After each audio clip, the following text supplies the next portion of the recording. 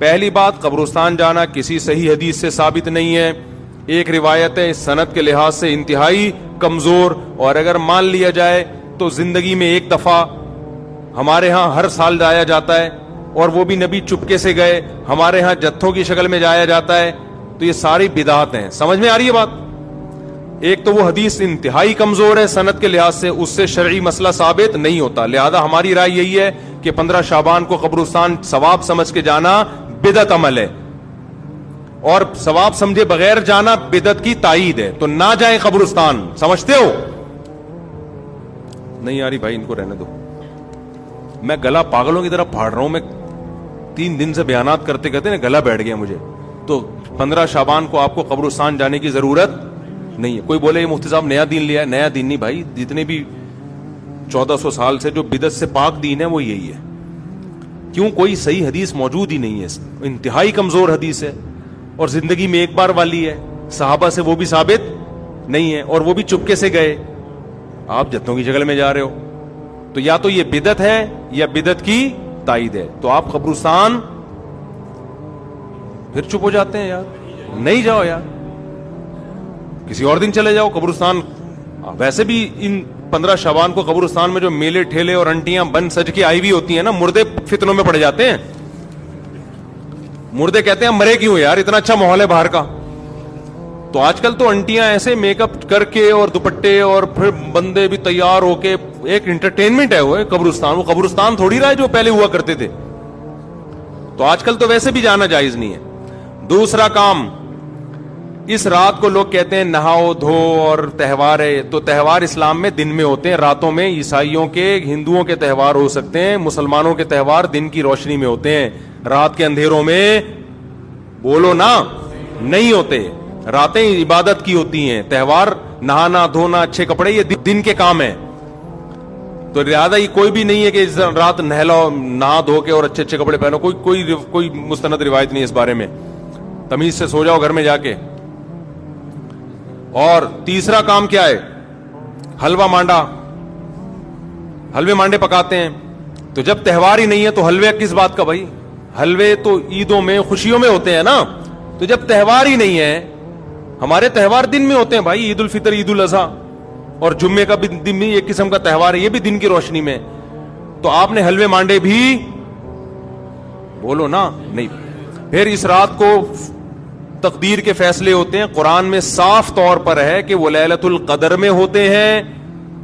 اور ہم نے قرآن بھی کب نازل کیا؟ رمضان میں اور لیلۃ القدر میں. بالکل واضح قرآن کی آیتیں ہیں.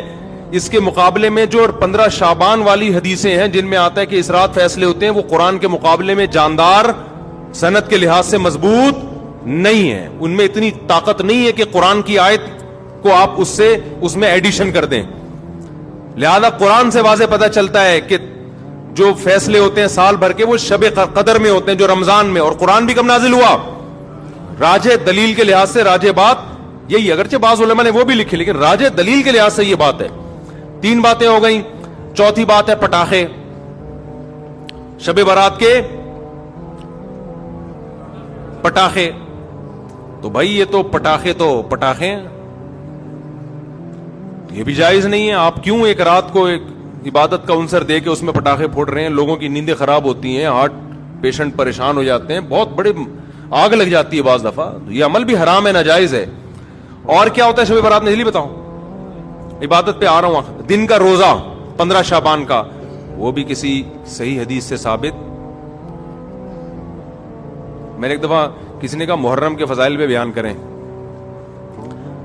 بہت دفعہ مجھے اصرار کیا 1 گھنٹے کا بیان ہو محرم. میں نے بہت جب میرا تنگ کیا تو میں نے بیان کیا. میں نے کہا نبی صلی اللہ علیہ وسلم نے فرمایا, حدیث کا مفہوم ہے یہ اشہر حرم ہے, محترم مہینہ ہے. 4 محترم مہینوں میں 1 محرم بھی ہے, اور 10 محرم کا روزہ. آپ صلی اللہ علیہ وسلم نے اس کی جو بھی حدیث میں فضیلت بیان کی. میں نے کہا وما علینا الا البلاغ. لوگوں نے کہا بھائی کیا بیان کا؟ میں نے کہا اتنا ہی ہے. صحیح حدیث سے اتنی ہی ثابت ہے. ایک آدھ اور حدیث ہوگی جو اس وقت میرے ذہن میں نہیں. اس سے زیادہ میں نے کہا 1 گھنٹے کا بیان ہو نہیں سکتا, کوئی ہے ہی نہیں. تو آپ کی مرضی کی باتیں ہم نہیں کریں گے. ہم وہ باتیں کریں گے جو اللہ اس کے رسول صلی اللہ علیہ وسلم نے جس طرح بیان کی. خطابت کے جوہر دکھانے کے لیے تو 6 گھنٹے کا بھی بیان ہو سکتا ہے, لیکن اگر آپ نے وہ بات کرنی ہے جو اللہ کے رسول نے بتائی ہے تو جتنی بتائی ہے اتنی ہی آپ کو پارسل کرنی پڑے گی. اپنی طرف سے پارسل کرنے کا ہمارے پاس انتظام, ہم کمپنی ہوتا ہے نا, بعض کمپنی ہے پیک کر کے دے رہی ہوتی ہیں, وہ KFC والوں کے, وہ کہتے ہیں وہ جو کمپنی کی پیکنگ ہے وہ ہم آپ کو دیں گے, اپنا شاپر ہمارا الگ تھیلے میں رکھا ہوا ہے, ٹھیک ہے نا, اس کے لیے الگ آرڈر دینا پڑے گا آپ. تو اگر اللہ رسول کی بات ہے تو بھائی اتنی ہے. تو اس لیے 15 شعبان کا جو روزہ ہے وہ بھی کسی صحیح حدیث سے ثابت بولو نہیں ہے. اور کیا رہ گیا, جلدی کرو, ابو شادی بھی ہونی ہے ان کی, بھائی آئے ہوئے ہیں نا. اور کیا رہ گیا, رات کی عبادت کی طرف آتا ہوں میں. اور بھی اور کچھ ہے, بس یہی ہے نا, پٹاخہ, قبرستان. پٹاخہ جب بھی بولتا ہوں, میری چھوٹی بچی ہے نا بڑی شرارتی, اس کا پٹاخی کہتا ہوں میں اس کو, ایسے پٹاخے کی طرح نا پھدکتی رہتی ہے ایسے. تو بچے بڑے اٹریکٹیو ہوتے ہیں یار, گھر میں بچے ہوا رکھا کرو, بچے گھر میں رونق ہوتی ہے. تو ایسے وہ اس کے ہوتے ہوئے شب برات کے پٹاخوں کی ضرورت ہی نہیں ہے ہمیں. تو ایسے بچے ہوتے ہیں نا, ایسے کھیل رہے ہوتے ہیں, کلابازیاں, چھوٹے چھوٹے 2-2.5 سال کے بچے. ہم تو بچوں کو دیکھ کے دل چاہتا ہی نہیں کہ یہ بڑے ہوں, چھوٹے زیادہ اچھے ہوتے ہیں.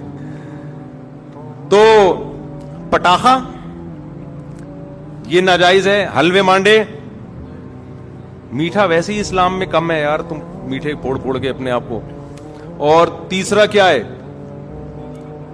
میٹھا کم کیسے, لوگ حدیث پہ کے لحاظ سے اشکال کریں گے, پھر کسی وقت اس کا جواب دوں گا. تیسرا ہے نہانا دھونا, صاف کپڑے پہننا. اچھے کپڑے تو ویسے ہی صاف پہننے چاہیے ہر وقت, لیکن اسپیشلی اس رات میں کوئی فضیلت نہیں ہے. چوتھا 15 شعبان کا روزہ, اور اس رات کو تقدیر کے فیصلے وغیرہ یہ سب چیزیں ثابت نہیں ہیں. ہاں اب یہ عبادت ہے یا نہیں ہے, تو جمہور کے نزدیک اس میں عبادت کی فضیلت ہے, لیکن بعض محققین اس فضیلت کے بھی قائل نہیں. تو اختلافی مسئلہ ہے, اجماعی مسئلہ نہیں ہے اس رات کی عبادت کی فضیلت. لیکن بہرحال جمہور چونکہ قائل ہیں.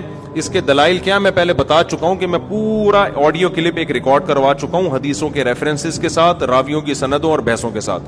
تو بہت ساری حدیثیں, اگرچہ کوئی بھی حدیث صحیح نہیں ہے اس کے فضیلت کے بارے میں, لیکن تعدد طرق کی وجہ سے بہت سے علماء کے نزدیک درجہ حسن کو پہنچی ہوئی ہے. تو لہذا کرنے کا کام یہ ہے کہ اگر کوئی کرنا چاہے تو بھائی عبادت کرے. تو اللہ سے امید ہے کہ اس کو اس رات میں عبادت کا ثواب دوسری راتوں کی نسبت زیادہ ملے گا. بعض حضرات اس کے قائل نہیں ہیں. ہاں اب عبادت کا کوئی خاص طریقہ منقول نہیں ہے کہ یہ پہلی رکعت میں یہ اتنی دفعہ پڑھو, دوسری رکعت میں اتنی دفعہ پڑھو.